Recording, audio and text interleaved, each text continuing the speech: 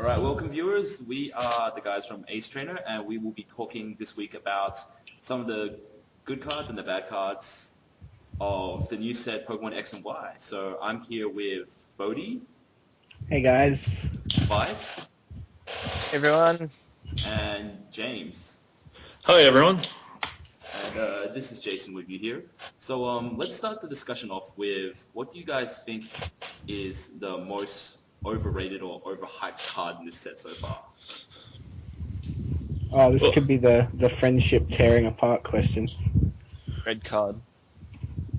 I don't know. I think that it's hard to. A lot of cards have been hyped, but a lot of them have justification. I think that the most Sounds like you're trying to justify red card. most overhyped card for me would be Greninja. Yeah, actually, I'll agree with that too. Greninja's really cool Pokemon, 130 HP, water type. It's got a great ability where you drop a water energy and it does 3 damage counters to anything you like. But you can only do it once per turn per Greninja. Its attack is terrible, and it's a stage 2 in a format where everything from 200 HP onwards gets one shot. I just don't think it can cut it, and people are trying to make it work because it's a cool Pokemon. Yeah. Well, how about What about in combination with something like Kingdra? You don't think that's I think that's a fun deck, and nothing more? nothing more. That's a shame. Oh man, this is a really difficult question. I'm looking through the set as we speak. All right. Well, I think one that people have been overhyping a little bit is Shadow Circle, because a lot of people say, "Oh, yeah, it's going to be really, really good," especially in Darkrai. But Darkrai's already running Verbank City, so I don't really see Shadow Circle having much of a place in that. Although I do see Shadow Circle becoming more relevant in a lot of decks that can just splash in, say, Prism Energies. Yeah, I was going to go on that route with you, Jason. I think Shadow Circle's a lot more playable in things like Raybor, where the weaknesses actually really hurt it. So, giving your Reshiram, no weakness, or your Rayquaza removed from that Dragon weakness is actually quite strong. Do you run rainbows in Rainbow? Maybe not rainbows, but they both fit on the blend as well. That is true.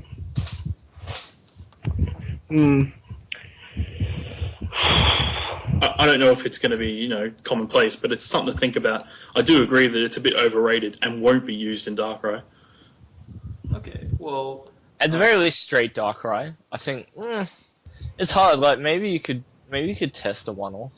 Why run Shadow Circle when you can run Xerneas? I mean, sorry, Yveltal. Yeah, I was about to get to that. And just run an alternate weakness attacker, yeah. Yeah, because Yveltal's actually resistant against fighting. So against like Stunfisk or Landorus or any fighting Pokemon, you just send up Yveltal and it's like resistant, and yeah, you're good. Yeah, I agree. All right then. Well, let's talk about underrated cards or hidden gems in the set. So what do you guys reckon? Ooh. Me. All right, I think all right, James wants to take. We know what James is going to be for this question. Oh, all right. No, Swellow. Swellow is my number 1 diamond in the rough for this. It's a 90 HP colorless Pokemon, but its ability Drive Off once per turn. You may have your opponent switch his or her active Pokemon with one of his or her benched Pokemon is super strong. And the last time it was in the format in the form of Infernape 4 level X, it was very, very playable and used commonly. I just feel without Catcher in the format, things like Trevenant and Gothitelle and all these sort of lock decks that can be really strong, having something that can just get rid of it, like that attack, like that ability, is really, really strong. It also stops people trying to run you down with a bad prize exchange and things like Darkrai and Blastoise.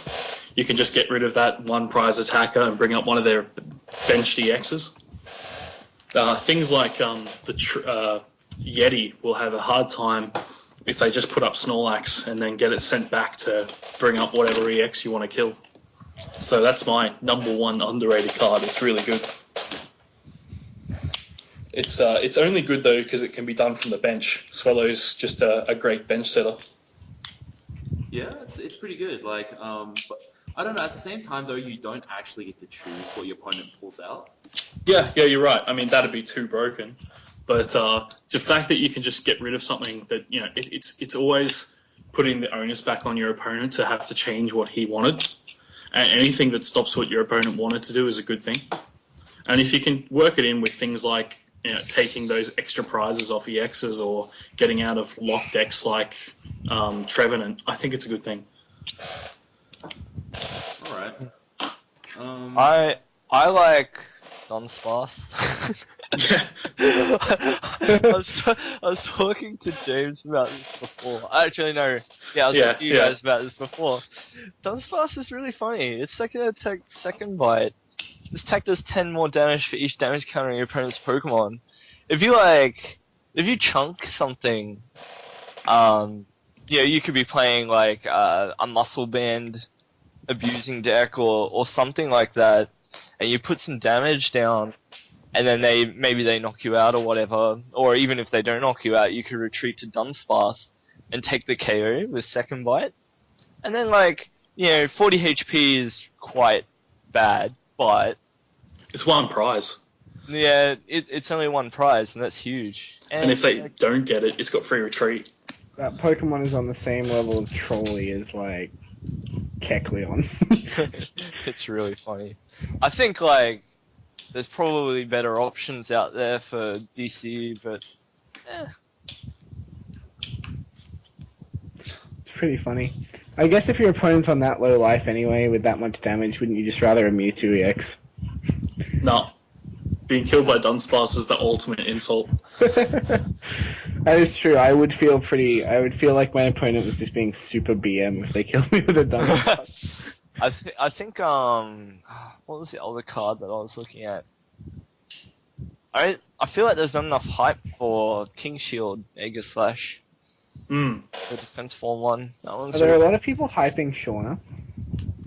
there are a lot of people who are testing it and saying that it's good, but people can say that about any card really if they test it and post about it online. So I think Shauna's good, but I think that's obvious as well. Well, something that's caught my eye is the Furfrou. So it's got Fur Coat, which is basically Buffer or Eviolite. So any damage done to it is reduced by 20. But at the same time, it's got the Flip a Coin for 80 free energies. Flip a coin to discard an energy off the opposing Pokemon. And I feel that in the new format, Energy Denial is actually going to be pretty relevant. Not to mention it's also like only one prize as well in the basic. Yeah, I like Furfrou as well, but I feel like just with the amount of Pokemon that can dump energy, it's gonna struggle until those things are rotated. It needed 20 more HP. Yeah, I think it's worse than Buffalon at the moment, if I'm honest. Although, Fur Coat plus Hard Charm, and you're surviving 120 damage attacks. Yeah. Still, that's nothing though, really. He combos quite nicely with the Super Potion, new Super Potion that's been released. Because he'll be hard to take down in one hit for things like Darkrai. So if you can keep healing him, it'll just be frustrating. Yeah, you might be right. Okay. Well, let's have a look at the trainer cards then. So let's start off with the supporters. All right. Probably. Well, you've got 4. So you got 4. Which 4 are they? We've got. Sorry, Anthony. No, you go. Go. Okay, we've got Cassius. Shuffle one of your Pokemon and all cards attached to it into your deck. We've got Professor Sycamore. One of your Pokemon. Anything. Professor Sycamore, which is Professor Juniper, but a more handsome Frenchman. He's beautiful. We've got Shauna. Shuffle your hand into your deck and draw 5 cards. And finally, Team Flare Grunt, which is discard an energy attached to your opponent's active Pokemon. Okay, so let's start off with Shauna. Shuffle your hand back in the deck and draw 5 cards. So what do you guys think of that? I like it like a lot. Why couldn't it have been Professor Oak? I don't understand. Too overpowered. Too OP. It's Card. I don't know. I think it's a very precise difference. And yeah, Professor Oak would have been really good. It'd be like ending on the first turn, getting a 6 cards. Yeah, obviously without disrupting your opponent. But the 5 cards sets it apart from other supporters.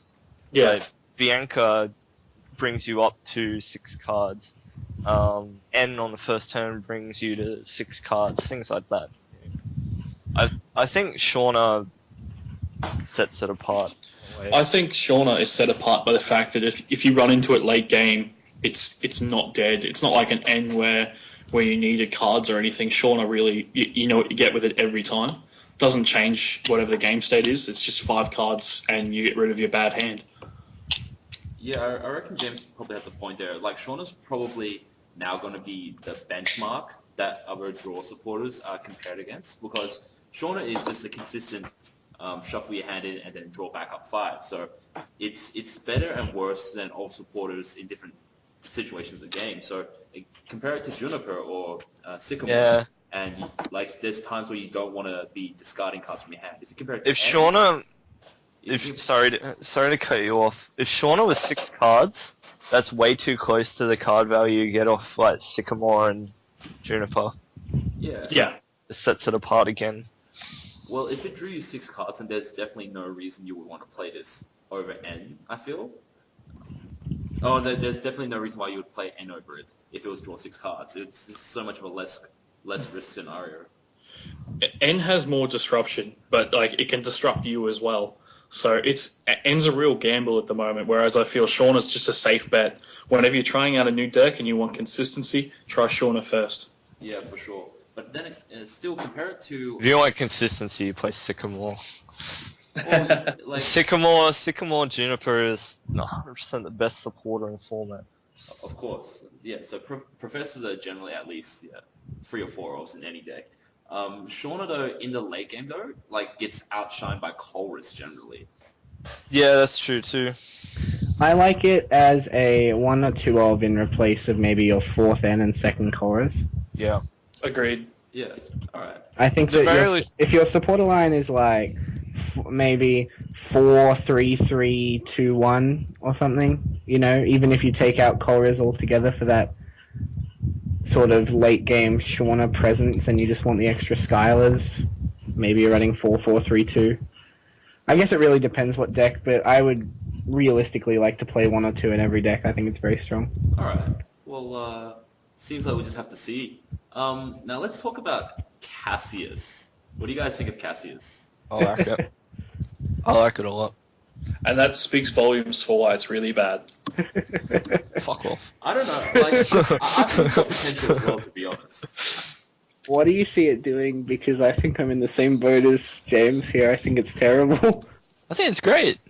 It's like... Well, it's at least average at best. Yeah. What are you using it for? To recover Pokemon that are about to die, to deny 2 prizes where you would otherwise... You'd waste your supporter on that instead of a max potion? Well, if it means that I win, if it means that I don't lose...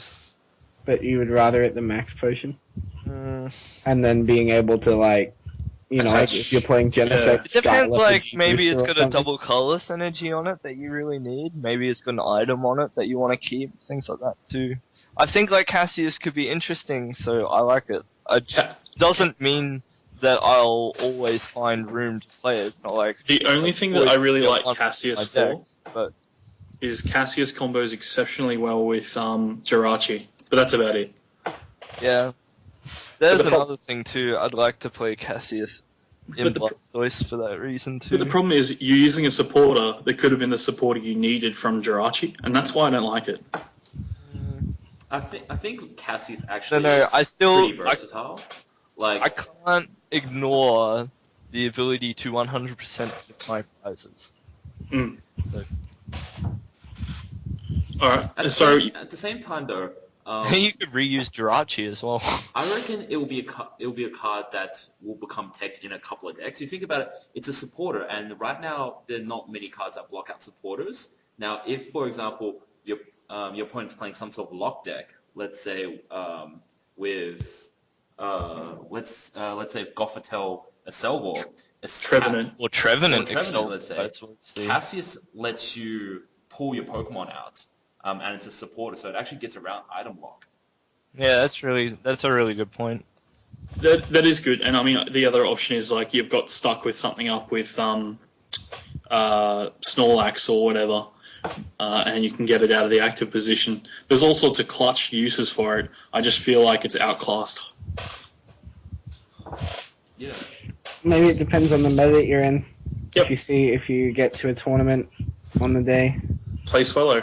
Don't worry about it. Get to a tournament on the day and you see 10 or 12 people sleeving up Trevenants. You may want to run or two Cassius, who knows. Yeah. If something else comes into the format that has a better coming into play power, like as a basic, Cassius will be a lot better, I reckon. Yeah, maybe this is the sign of they're going to bring back coming into play powers or something. Like a Mesprit or something that stops abilities for a turn on your opponent's side of the field as a coming into play. That'd combo great with Cassius. Oh, so I guess I didn't really do my underrated card. I just quickly wanted to mention Arbok. I think it's quite cool. No, it's bad. Gastro Acid. I think it's really cool, but it's bad. I think I don't think it's underrated at all. I think it's rated exactly where it should be. Oh, harsh. Ouch. Well, like, it's really cool, but really bad. That's all I want to say. Alright, the last supporter is Team Flare Grunt. Discard an energy attached to your opponent's active Pokemon. Well, it's the coolest looking supporter, let's be honest. It has so much style. I wish. I hope they do Team Flare admin as a plot. That'd be sweet. But would you guys ever play this or consider playing this? Maybe. If I could use two supporters, this would be one of them. But as I cannot without the help of Magnezone, I feel it's just maybe time. It just doesn't justify the supporter slot, seeing as you can only use one a turn. Maybe in things like Empoleon, things that have great internal draw, Team Flare would have a much better synergy. It's like it would be good against some of the metagame and really bad against the rest. Like, there's too much energy acceleration, that's the problem. Yeah, I agree. So, like, against Virizion Genesect and especially against Fairy Box, I think it would be really good. So, like, once you get that Xerneas out of the way that's accelerating energy, like, unless they bring it up again and start attacking just to power up again, then Team Flare Grunt and other forms of energy denial could be alright. But then, again, in matchups where you just ignore the one attachment per turn rule, like Raybor and Blastoise. And Darkrai. Well, it could be Trolley, because you'd be like, well, you could buy Lightning Energy. Yeah, but the problem is it's only active Pokemon. You can't set up with it. It's a reactive card. I don't like it. I think... Yeah, that's true, too. I think it's a balanced card, so that's why it just doesn't jump out at us as something you've definitely got to put in, but there's definitely, like, tech reasons why you would put it in. And that's why I sort of really like the supporters of the set. Like, it's not generic draw cards. All of them are very balanced, realistically. Yeah, I can agree with that. They're interesting, and we haven't seen some of them before, which is nice. But yeah, well, I guess we'll just have to see how the meta plays out and see which ones become relevant. Now, let's look at the other item cards. So, which ones? Well, let's look at the other item cards, including stadiums as well. What item cards do you think will be chase cards? All right, I'm going to jump the gun here and go Evo Soda is one of the best item cards I've seen in a long, long time. It's everything you can want in a Pokeball, but in a can, which is, really... It'll be very sought after once Level Ball rotates, I think. It can't combo with Rare Candy as far as I can tell, which sucks, but I feel that it's just a card that you can't do without it. It's really good. And it'll have its place in a lot of decks. Like, yeah. I was going to move on quickly. My other pick there's so many great items in this, but my other one is Muscle Band. Muscle Band is hilariously overpowered, and I feel that Pokemon missed the boat with saying that EXs can't use it, because things like Landorus and Cobalion, instead of doing their 30 respectively, can be doing up to 100 with weakness on that first turn for 1 energy. Silly. We're going to see silly Lugia decks with it. Exactly. Now, Lugia with Muscle Band and Deoxys can just straight up beast through EX decks, and it's going to be. It's going to be so funny. I'm going to be well keen on that. That's going to be good. Yeah, it's a very strong card, Muscle Band. That extra 20 damage is huge, because a lot of the metagame has been tailored for needing just that extra bit of damage, and how do you get there? Muscle Band's a big answer. Jesus. I want to go back to... Sorry, you go. I was just going to say Muscle Band is such a silly card. Yeah. Oh, the only deck that doesn't need it really is Blastoise. And Rayquaza, for that matter. But, like, it's... Weakness. Weakness means, again, Landorus does 130 on turn 1. Yeah. Well, weakness means... Yeah, I mean, you know... Well, turn 1 of the game, you know, as in their first go around on going second. Yeah.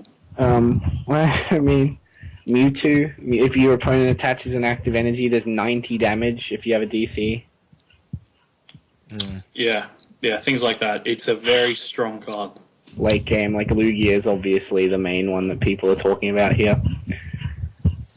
Even Ivitel as well with Muscle Band in Darkrai. Even Darkrai's with Muscle Bands. Well, Darkrai's, and they've already got Nightclaw or whatever? Darkclaw? Yeah. Darkclaw. So they don't really need Muscle Band, but it's things that didn't have access to this sort of card, like Cobalion, for instance. You know, you're doing 100 damage to a baby Plasma Kyurem, which was relevant in this format. That's huge. That's really big. And with all the fairies being weak to steel, I think that like Cobalion's going to make a big comeback, and Muscle Band's going to be its trump card. Yeah, I agree. Yeah, definitely. A card that's caught my eye is Roller Skates. Yay! I don't know, like, are you guys that risk adverse? Because I personally really like Roller Skates. If I could have the spare space in a deck, I would put them in. Just Jason, do it. I agree with you. If you have the spare space, you go right ahead, because that's a cool card. The problem is like, do you have the space? I reckon it's a risk-reward trade-off between speed versus tech space. So yeah, being able to draw like an extra 3 cards, especially turn 1, is sometimes like a really big difference in setting up. But at the cost of losing tech space, I don't know. The thing I like about roller skates is that it's a speed draw item. We haven't had those in a very long time. Very, very long time. Haven't seen them since Diamond and Pearl. Like, aside from Bicycle, Diamond and Pearl is probably how far back you need to go. Yeah. To find that kind of speed draw. And see, Bicycle comes with, like, a hand limitation, which roller skates doesn't. It's just like, how lucky are you? Yeah, that's right. Imagine like with Sableye just picking up double roller skates. I hadn't actually thought about that. That's really funny.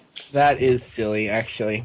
My opinion on roller skates is that it's just... See, it's interesting to me. I think you should play 3 in Lugia. Yeah. Like maybe 4. Jesus. The big basics style decks and the speed decks and Darkrai are the ones that'll take to roller skates the quickest. So, moving on to the card next to it, red card. Here we go. This card is a polarizing card. Some people think it's well overpowered, and some people think it's just meh. I don't think anybody thinks it's well overpowered. I think it's well overpowered. So why? Why? Your opponent shuffles his or her hand into a deck, then draws 4 cards. All right, so you end me to 4. Big deal. But without ending myself to 4, and it's a trainer card. So. All right. So I've got. I'm still not convinced. a trainer, like I've got a trainer lock card active by whatever Trevenant. I red card you. What are you gonna do? Play the supporter that you end me to. Okay. I'm sorry. I mean, I with our forgot I was talking to Lucky Man. decks like 1/4 filled with supporters these days. I don't know how many supporters you run in your deck, Not enough, apparently.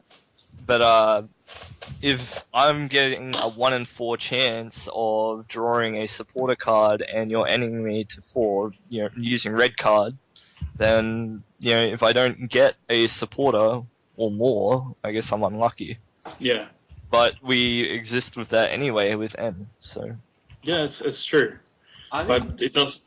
Go. I'm in general agreement that red card isn't a very good card in general, but I feel it has tech potential because me and Bodie were actually talking about this the other day in the car that it can sometimes like slow down certain setup decks enough for you to catch up. So for example, Blastoise decks, what makes them so dominating is having a Blastoise set up on turn 2 and then being able to Black Ballista on the same turn. The reason why they can do that is because they're setting down a lot of Squirtles on their first turn. They Tropical Beach up to 7, so they usually have what they need to go straight into their Blastoise, and then they use a supporter, which gives them the energy that they need to like drop a Black Ballista. So what we realized is if you red card them after they Tropical Beach, they're starting their second turn with only 4 cards, which is really difficult to get a Blastoise out. They have to supporter into the Blastoise, and then they probably don't have enough energies or resources to set up a Sacred Sword or a Black Ballista.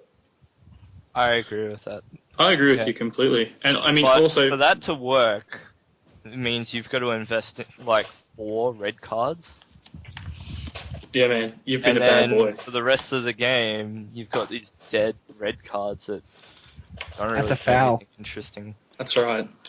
But you can Skylar for it. That's interesting. And then you don't get to play your supporter for the turn. Because you have to Skylar for the red Well, card. I mean, realistically, you're either playing this card in something like Big Basics or a lock deck. Yeah. So I think that having that first turn red card in a deck like Landorus, Mewtwo, Garbodor, or something, something along those lines is not bad. The lock deck potential is my point is that it's just okay. It's not a stupendously overpowered card. I agree. I think it's right in the middle of being very usable, and it's petering on the edge of being. I think it's got potential for abuse with decks that center their strategies around hand disruption, such as Malamar, but outside of that, I don't think it's outside of hand disruption, or either way, preventing people from playing types of cards from their hand. I don't think it's very good.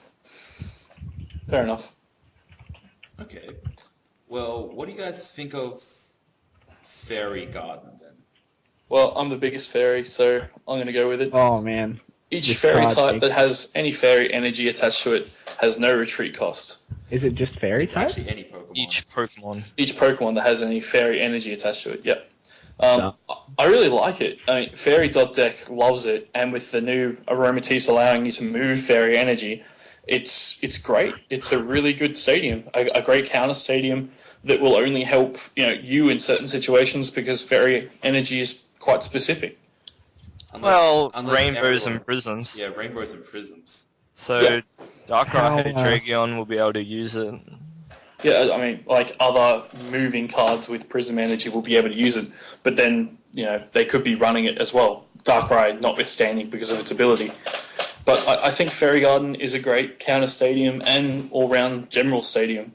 It has all the benefits of Sky Arrow Bridge in fairy decks. When I read Fairy Garden a little earlier, it made me think about how fairies are setting themselves up to be like there's already similarities between it and Darkrai Hydreigon, but what they've really done is just shifted the key components of what makes Darkrai Hydreigon good around. So you've shifted the free retreat cost to was it Aromatisse has it, or is it Slurpuff? Aromatisse has the moving energy. Yeah, and then Slurpuff has the prevent status effects. and Xerneas EX has like the attacking power that Darkrai has, so it's kind of just like shifted the key components that make that combo work around, and I think that's really cool.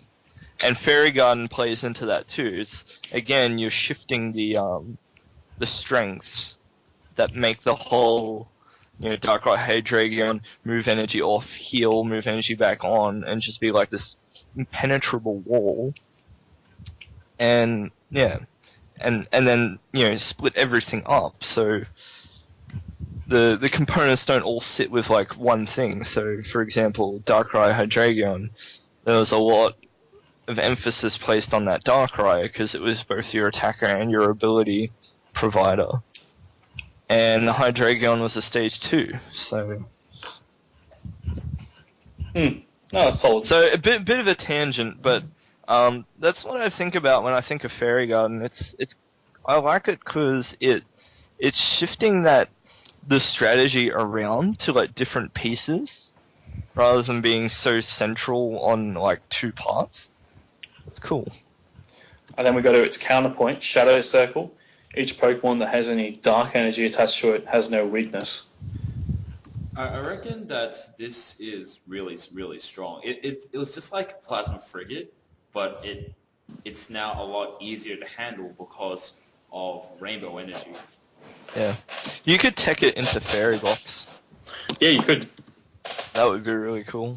I think that Shadow Circle has its place in a lot of decks, especially decks with relevant weaknesses, like fire decks having their weakness to water with such strong water attackers in the format. They'll really appreciate something like Shadow Circle, where they can use the blends or the prisms to sort of nullify that. I think I don't know. It might be a cool idea to like replace some of the lightnings in Blastoise with prisms and running that stadium. No, definitely not. Definitely not. You got no super energy retrieval set. You can't. I said some, not all. Oh, true. Well, I just agree with Anthony there, because then the baby Curums and stuff, it's a lot harder to tech against you. You have to do that 180, 170 damage. You can't just pick you off with weakness. True. All right. So, what do you guys reckon of the EXs in this set? They're garbage except for the Xerneas and Yveltal. What about Emolga? I said they were garbage except for Xerneas and Yveltal. What about Emolga? I said anyway. All right, I'll go over Emolga. Emolga, the terrible EX card with 110 HP. Energy Glide means it can run and hide like the little bitch it is. And Electron Crush does a maximum of 90 damage if it discards. It could be a cool tech to get rid of Yveltal, but who would do that? Huh? What? Yveltal? Oh yeah, because it's weak to lightning. I was Correct. thinking more about Lugia. Well, yeah, I suppose it could be good against Lugia. I just feel like it's the format lacks like a lightning tech attacker, Yeah. and one that's like a bit more universal than Zekrom Plasma Freeze. To be honest with you, I'd prefer Raichu over Emolga EX. But that's a stage 1. Not every deck can really accommodate that. You're exactly right, but I don't know. That's just... Emolga insults me on such a deep-seated level, I can't recommend it to anyone. Don't forget Free Retreat. Don't know. Energy Glide and Electron Crush both good, I think. They're quite a good combo, because it means you can only have that one lightning energy for the clutch attack, and it saves itself from being prey while using it. So in that respect, it's good. But I just think an EX with 110 HP that can hit for just barely 90 is pretty terrible. All I'm going to say is that Dragonite won regionals with Victini EX in it. Same kind of concept. I reckon. Just going to throw that out there. I reckon Anthony's probably right on this one. It will probably be one of those cards that you just want to have one in your collection of, so you can just throw in against like a Yveltal or Lugia heavy like environment. Yeah. Obviously, it's not going to be a metagame centralizing EX like we've seen with many others, but it's one of those ones that can have the potential to take, a spot in a deck if it can fit it, if it can justify it, So it's going to be one of those options you could look to if you think everyone's going to play Speed Lugia. Yeah, okay, that's fair enough. Very cool. I think one of the other cool things too is that Victory Piece, for one, took up your A spec, and also meant that you were sort of limited to really just running that one Victini.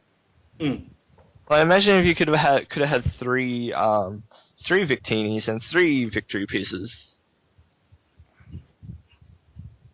Yeah, it's hilarious. Yeah, okay. And you could have just smacked all those Virizion Genesects. Yeah, that's true. So obviously everyone looks very highly upon Yveltal EX, yeah? I think it's a great card. Yeah, it's really good. Evil Ball. Darkness, colorless, 20 plus. Attack does 20 more damage times the amount of energy attached to both active Pokemon. See, it's Mewtwo, but it's cooler. in Mewtwo tier, basically. Yeah, so it's basically Mewtwo, but there are some differences with it. So on the downside is that you can't use it straight off a double colorless energy. On the upside though, it's dark patchable, and 2 is its advantage. Its resistance to fighting is very relevant in dark type decks. It's really funny, actually. The other thing it's really funny how they gave it the fighting resistance. It makes sense, but come on, guys. it's really good in terms of the 2 retreat costs is pretty much mitigated by the fact you'd never run it without Darkrai. It's all round a good card.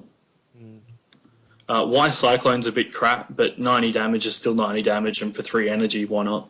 Bouncing the energy too is not bad. Dude, yeah. You think about it, at some point, you can buff Evil Ball's damage output with extra energy, and then maybe if you expect Yveltal to die the next turn, and if there's no real significant reason to use Evil Ball on that turn, you could Y Cyclone, and then move the energy back.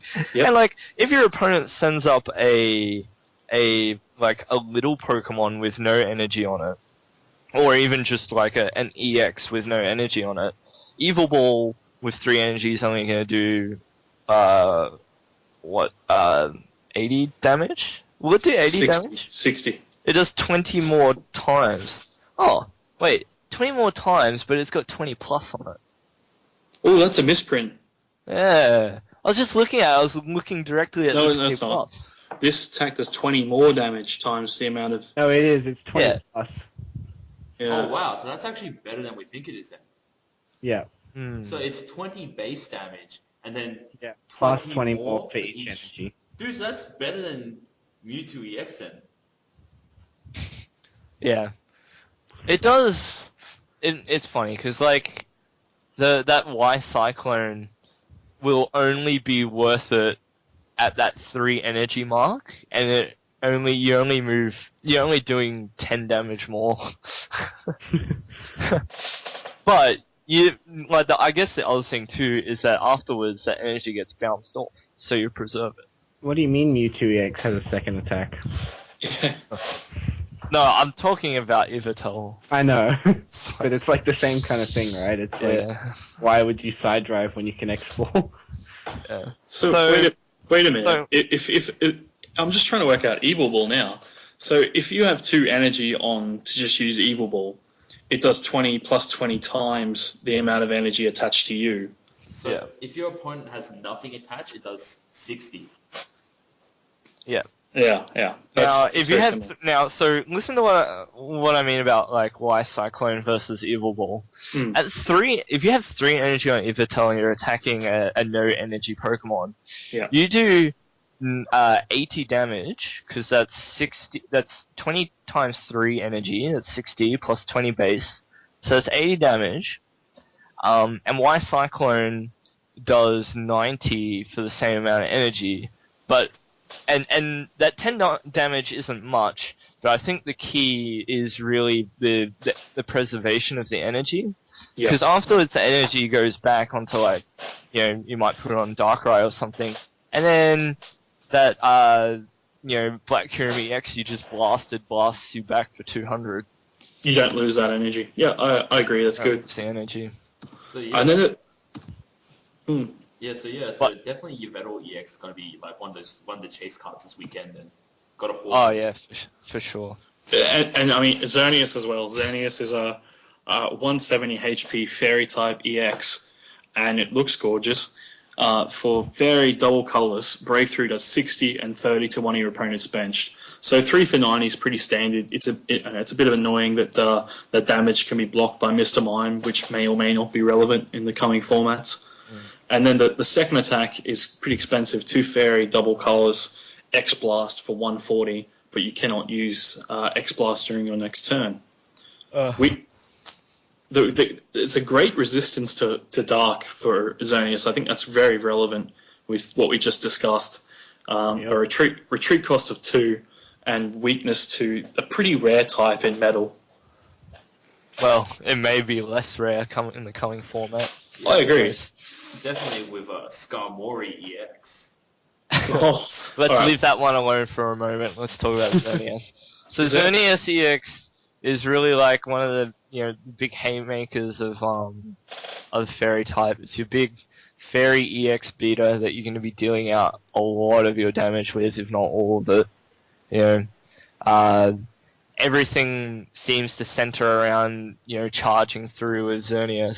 Although with like the Fairy engine that we've got coming up, we're starting to see snippets of deck lists and stuff that seem to want to play with lots of different types. And so Xerneas there, being even if its attacks are not one-shotting, they're still very good. Are there any dragon types in this set at all? I can't even remember. No, there's not. So, like, Fairy doesn't hit anything super effective. Not at the moment, no. It's so weird. Anyway, what do you guys think? Xerneas EX in terms of competitive decks? Well, Xerneas EX on its own is actually pretty average, but combined with the support it's getting in the same set, it's a very, very good card. Very relevant. So, I think if there's a better Fairy in future sets, that Xerneas will barely be played. My interests are for a Fairy double colors, Breakthrough does 60 plus 30 to the bench, whereas the basic 130 Xerneas does 100 for the same energy count, but it discards a Fairy energy attached to it. So it's sort of a double-edged sword there if you need that extra damage for your energy, or whether you want to keep it and try and build up those potential 4 prizes with Breakthrough. The deck needs Keldeo. It needs Keldeo. I don't think it needs Keldeo that much. Fairy Garden plus switches. Yeah, Fairy Garden plus Aromatisse. You can bring up a new Xerneas EX or another Fairy type attacker and just move all your energy. Would you run 3 of the basic and 2 of the EX? I don't know. I like the idea of Keldeo because you can move Fairy energy on the Keldeo, rush in, free retreat, move the energy back off it. It seems really worth. You get so much more use out of that than what you do switches. But like the only advantage that's what I'm saying. The only advantage that you get from running Keldeo in a deck like that is to pull out your Pokemon if it has status conditions like paralysis. Otherwise, then you just... And it can't, because... How many times can you use Switch in a game? No, I'm not talking about using Switch, Anthony. You look at Fairy Garden and then Aromatisse. Yeah. You can move your energy, you retreat whatever's active into whatever you want and move all the energy. I don't understand. Keldeo's a middleman that's unnecessary. Yeah, I suppose it assumes 2 Xerneas EXs, which I guess is not unreasonable either. Well, if you've got Keldeo, then that could have been a Xerneas EX or just a basic Xerneas even. There's so many other attack cards. Plus, the only reason Keldeo is run in these sorts of decks is to prevent status. And if you've got Slurp off, you may as well use it. And then that sort of meaning for it is dead. Okay. But I feel like Xerneas is really strong. X-Blast is a cool card. It hits a good number. 140 is a great number to hit. I like it with my underrated card Swallow, being able to hit things on the bench for heavy damage. The whole Fairy engine itself is just designed to work really well by the card creators. It remains to be seen how it will perform in the top tier. I still think it's a bit lacking in the one-hit KO department, but it'll still be very strong and something to look out for. I don't know. I reckon it's actually it's pretty relevant because it's sort of like Darkrai EX in that it can put 30 damage on the bench with its first attack, and then that leaves any EX to be effectively KO'd with X Blast. You're right. Yeah, it's very good like that. I mean, I like that, but it doesn't have that burst potential like some decks do. It is that Darkrai EX mold where you're just consistently setting up, healing, moving energy, and it's hard for your opponent to deal with this fairy wall.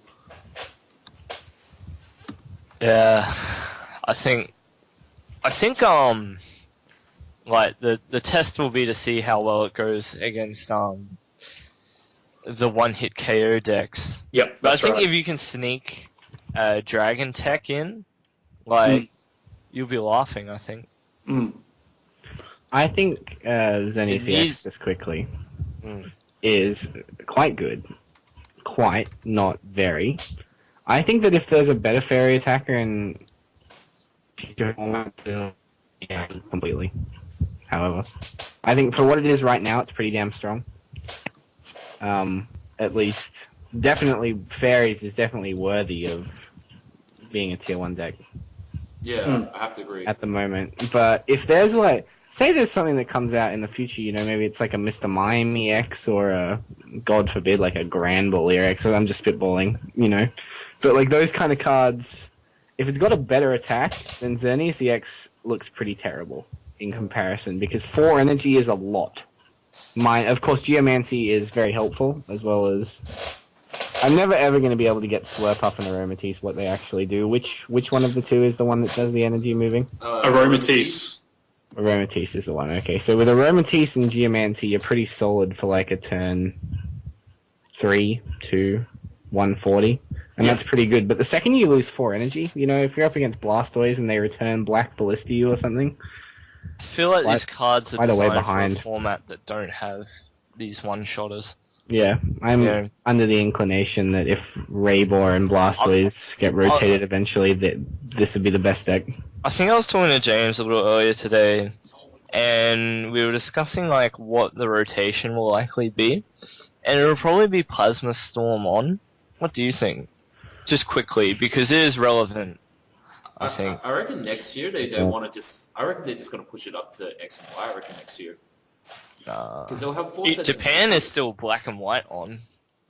Yeah, I think that Plasma Storm's the way that they'll do it. They don't like... That would be rotating way too many sets, I think. They need to sell off those old sets, and making them not in the modified format means that their sales will instantly drop. So I think they'll keep them around for another year. But in terms of this weekend and getting these cards from pre-release, snap up all the fairy cards you can get. The Aromatisse, Slurpuff, both Xerneases. They'll be good for a long time to come. Yeah, I agree. I think these cards will go well into the future. I don't know. Like I think the thing that really sells Xerneas EX to me is all the support around it, not just the card itself. Yeah. It's definitely the impact that Aromatisse will have. The ability of Darkrai that Hydreigon has, but in a deck that doesn't rely on rare candy, that can use Evolution Soda. Like, yeah. It's super strong. So yeah, I reckon. But I also feel, and we glossed over Evolution Soda really quickly. I feel like Evolution Soda we'll see like its most potential in use in Stage 2 decks rather than Stage 1s. Because really? Stage 1 decks at the moment can just use Level Ball for the most part. It depends. It depends on how much HP they have. Obviously, yeah. Yeah. I would run a couple of them. I think Evo Soda, for me, is really good in Embor with the Delphox inclusion. Like, having a 2-1, 2-line or a 1-1, 1-line is very good. I suppose I should go back on what I said and say Evolution Soda will be really good in Stage 2 decks because you can Level Ball for the Stage 1 and Evo Soda for the Stage 2 instead of having to Ultra Ball for it. Yep. Okay. Yeah, and then, like, yeah, it helps you conserve your resources a bit. Not every Stage 1 deck will be able to use Level Ball. So that's where Evo Soda comes into it for them. But say like Slurpuff and Aromatisse are both 90 HP, so you can just level ball for them anyway. They'll be relevant once level ball rotates, so it'll be so good. Yeah. You bring up a good point that we still need level ball for the basic forms. Like level ball still gets out Swirlix and Spritzy, whereas Evo Soda doesn't. So in that regard, you've got a good point that Evo Soda could be a dead card if what you have isn't in play at the moment. Yeah, that's true too. It gets the evolutions, doesn't get the basics. Well, they all have their place. Yeah, alright. So, what do you guys think of Skarmory EX?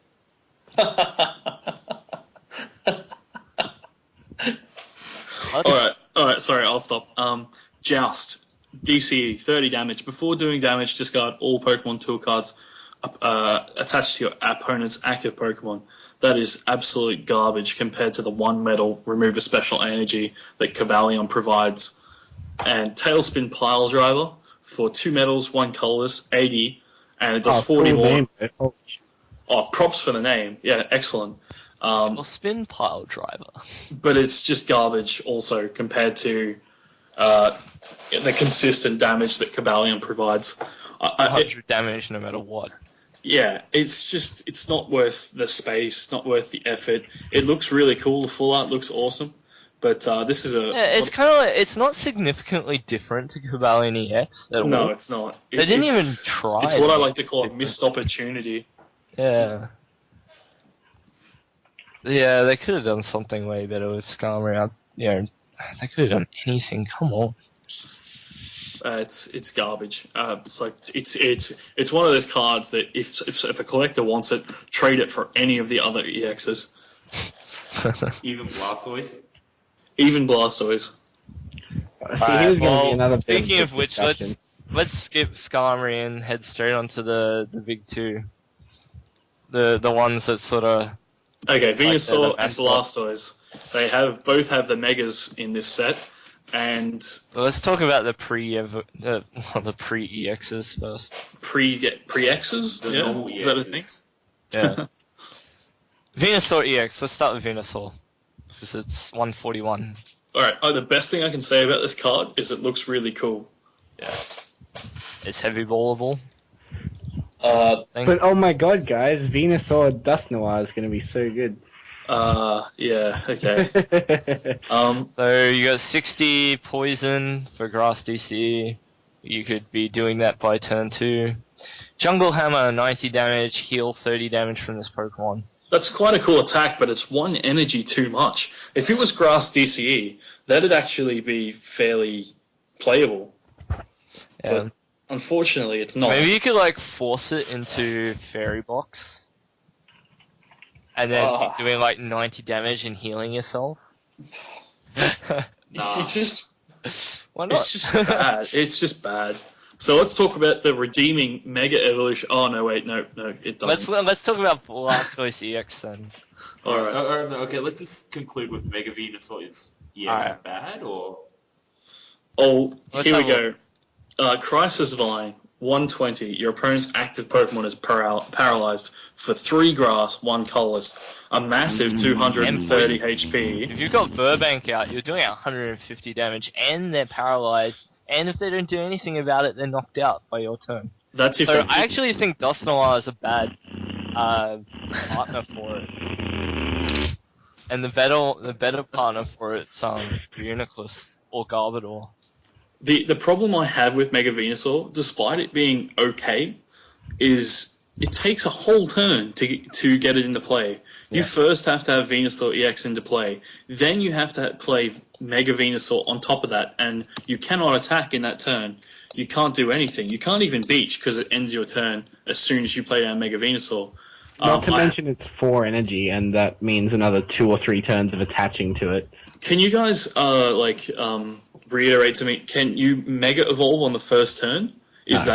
No, you can't Mega Evolve on the first turn. Well, then this whole mechanic is absolute garbage for the cards that we've been given. They look pretty, but they don't do enough to justify giving up a whole turn worth of attacking. Like that 230 HP can easily become 130 HP or even worse by the time you've actually got it into play. And it's got no ability, no anything to help save that. You put it into Fairy Box. You gotta listen to me, you gotta trust me. You put it into Fairy Box. So then later in the game, and so you need like a 1/1 Trevenant as well. So in late game, you move all the energy onto Venusaur. You promote Trevenant, so they're gonna deal with item lock for a turn.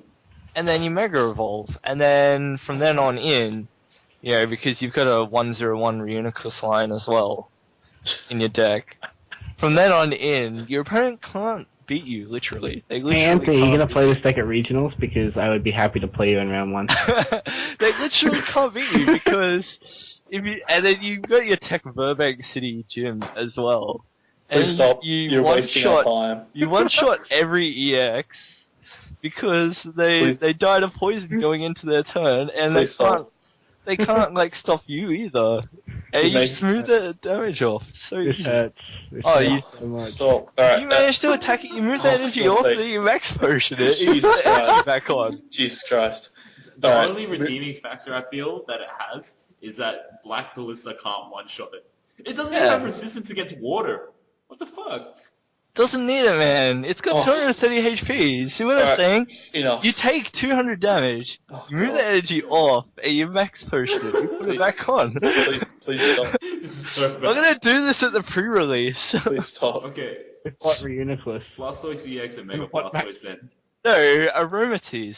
Blastoise EX has a pretty cool attack in Splash Bomb. For 3 water energy, does 120, and flip a coin if this attack does 30 damage to itself. Any EX that does damage to itself is automatically bad because it gives up the one good thing it had in the first place, which was a lot of HP. Yes, I agree. It's terrible in summary. How about its Mega Evolution? Let's go. Splash Bomb's cool. Yeah, anyway.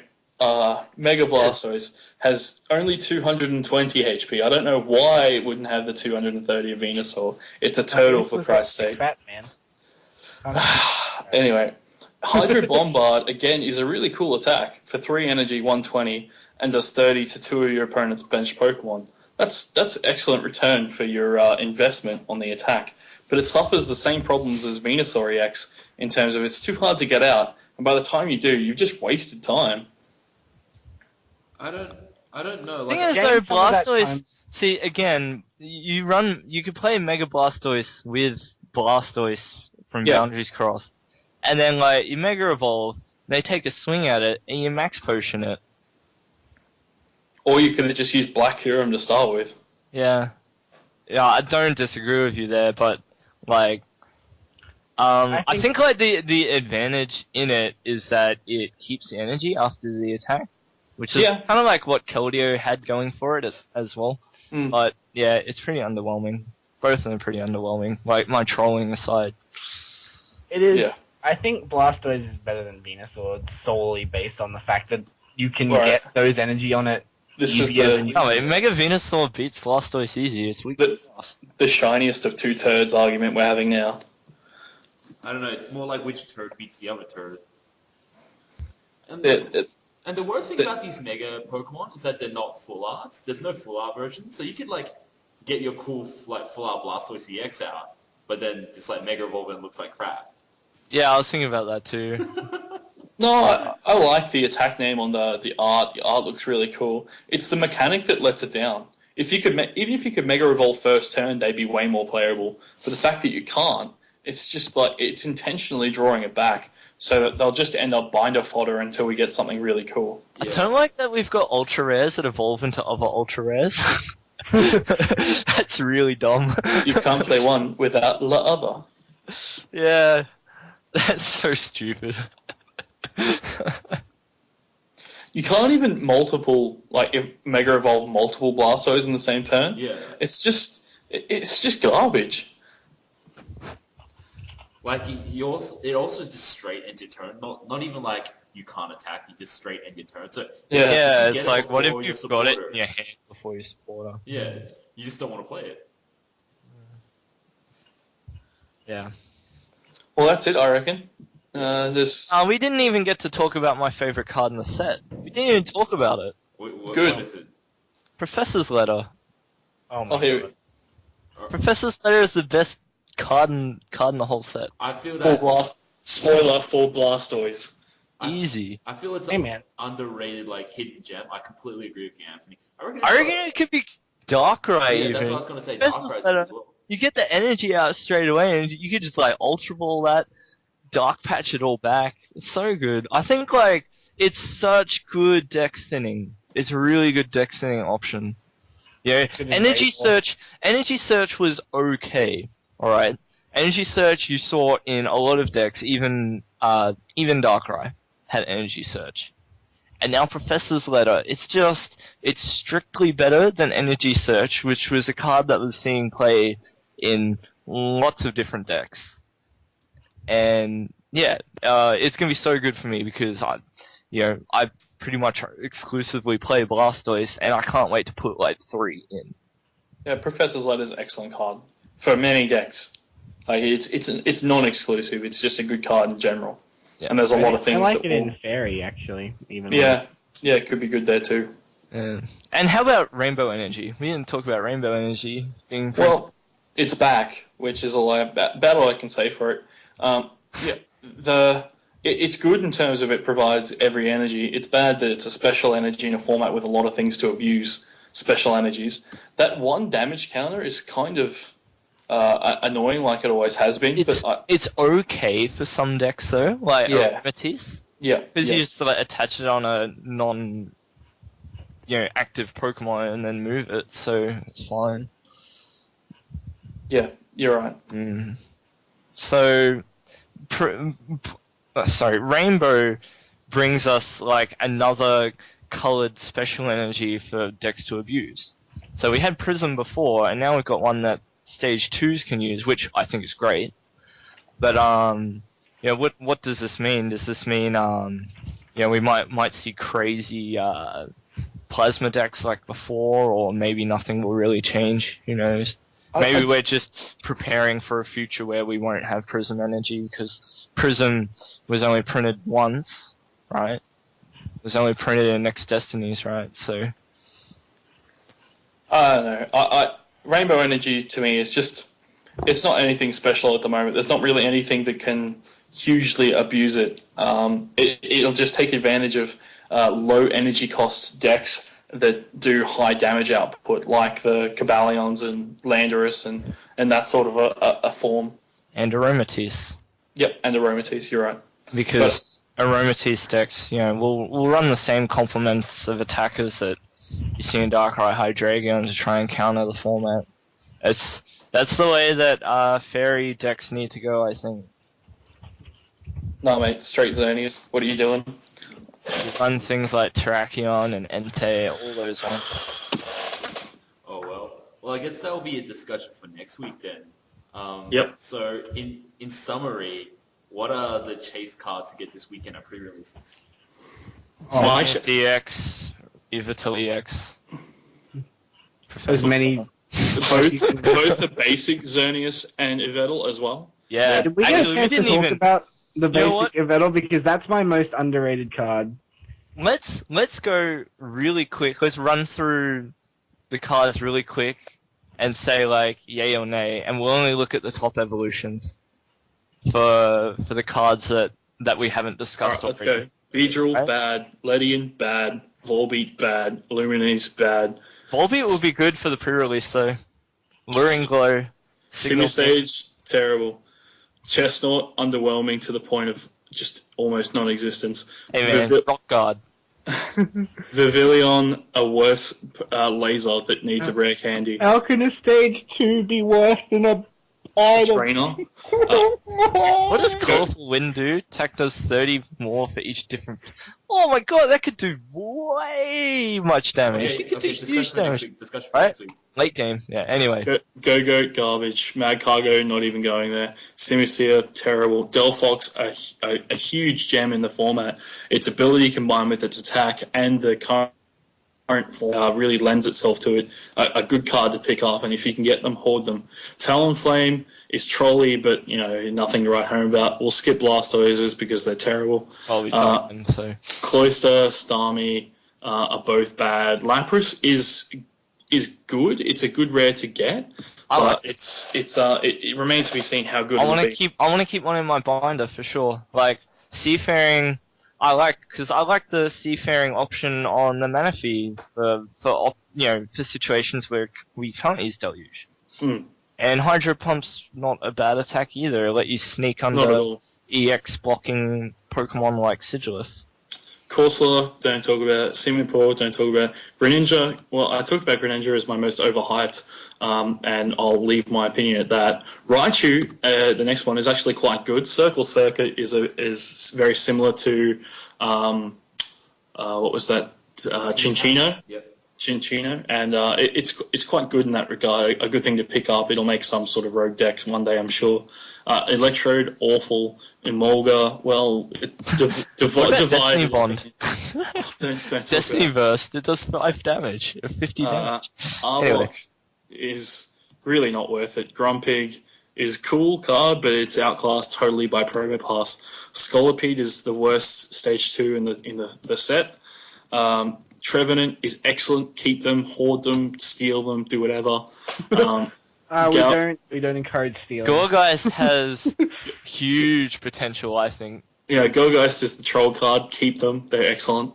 Dog Trio, I'm inclined to say hang on to them or search for them. Earthquake for 60 damage has always been good. No, I'm joking. Who am I kidding?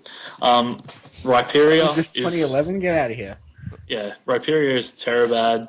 Solrock and Lunatone are they're just not worth the paper they're printed on.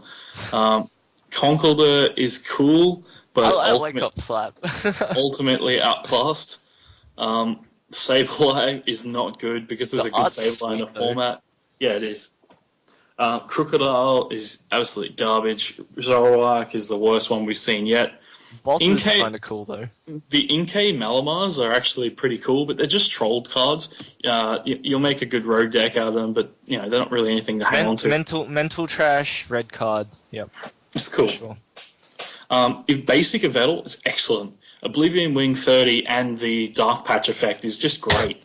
And Darkness Blade, even with the flip a coin BS, is just a really good solid non-EX attack for 130 HP. A great card to look out for. We'll skip Yveltal EX, skip Skarmory EX, Bischoff's terrible. The Aegislashes, I really like the defense form one with Keldeo. It'll make a very solid deck. But other than that, it's nothing to write home about. The attack form one's really not that good. Too much energy for not enough attack power.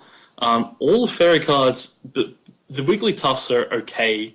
Hocus Pincus is really cool. Yeah. So there's a Wigglytuff that does 60 for Fairy DCE. Defending Pokemon can't attack during an opponent's next turn.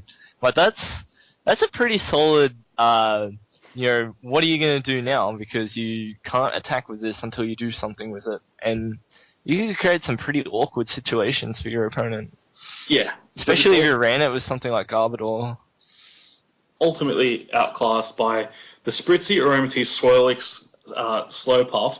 They're great. They're excellent cards, and they will be excellent for a long time, I'm sure. In terms... You'll hoard them, definitely. Dodrio, garbage. Tauros will be the best pre-release card to look out for. You're going to get stomped by it. Yeah, that's going to be such a good card, that Tauros and pre-release. Dunsparce is, as we discussed, hilarious. Swellow is, well, I will hold all of them if you don't, because they're an excellent card, and the ability is really good. Delcatty, bad. Barrel, not even worth it. Stoutland, disappointment.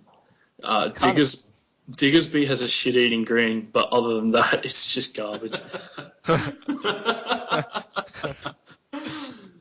And that basically concludes the Pokemon. We'll talk about Furfrou, but no, we're not. We talked about Furfrou. We already talked about him. Done.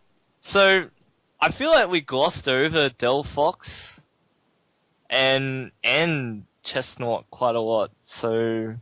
We'll talk about next week. Delphox is so good. Yeah. You can get rid of your Reshiram's in Raybor and just play that. No, do not listen to him. Play Why it would you as well. Reshiram? It does better. Reshiram is a basic that has 130 HP that can attack for 120 really easily, whereas Delphox, you lose that stage 2 whenever it dies. And it's your draw engine. It's great to have, but keep Reshiram as well. I think there'll definitely be Delphox, like, people that try to make Delphox work as a deck. I think out of the 3, like, Gen 6 Stage 2s, Chestnut's probably the least playable. It's terrible. Being able to hit with grass for weakness is good in some cases, but yeah, too much energy.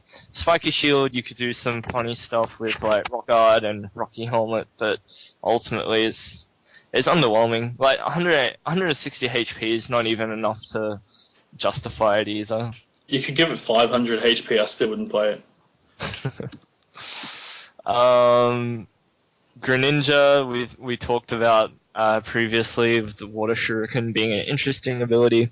Delphox, the draw engine is very reminiscent of Magnezone Prime, and Magnezone Prime had kind of like a similar attack as in that you could boost it as much as you could or as much as you wanted. So Magnabore is back. Not quite, but yeah. Alright, well I think we are now finally done. Alright, well I think that wraps it up, guys.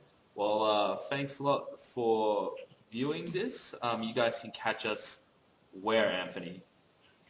You can catch us on Facebook, on our Ace Trainer fan page, where we try to keep people up to date with happenings around Australia as far as Pokemon TCG goes, and VGC when we can fit it in. And our website, which is www.acetrainerau.com. Is it .au? I can't remember. No, it's au.com. It's funny. Whatever, these guys have no idea. I'll just put a link up on the video. So click on this link that's on the video now. If it's not here, I'll just cut this. So anyway.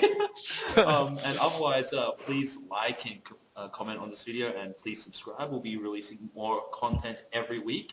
So yeah, I hope you guys enjoyed it, and hope you guys enjoy a pre-release. See you guys. Thanks, guys. See ya. Bye. You like a pre-release?